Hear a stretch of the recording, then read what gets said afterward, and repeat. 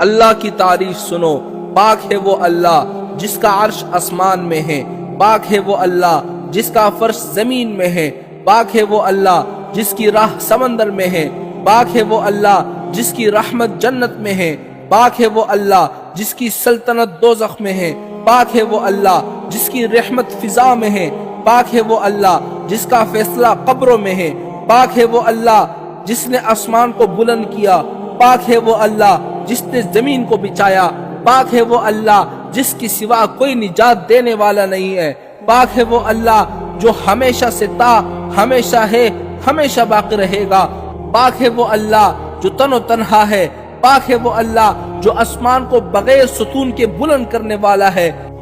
اے پروردگار، اگر میرے گناہ بڑھ گئے تو کیا ہوا؟ میں جانتا ہوں کہ آپ کی معافی میرے گناہوں سے بڑی ہوئی ہے۔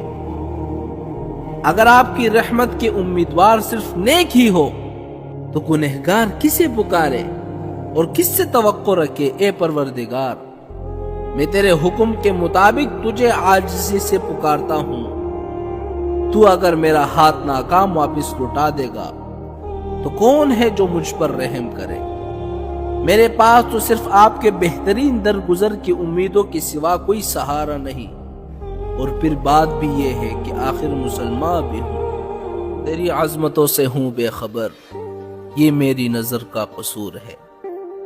تیری راہ گزر میں قدم قدم، کہیں عرش ہے کہیں طور ہے، یہ بجا ہے مالک بندگی، میری بندگی میں قصور ہے۔ یہ خطا ہے میری خطا مگر تیرا نام بھی تو غفور ہے۔ یہ بتا کہ تجھ سے ملوں کہاں، مجھے تجھ سے ملنا ضرور ہے۔ کہیں دل کی شرط نہ ڈالنا، ابھی دل گناہوں سے دور ہے۔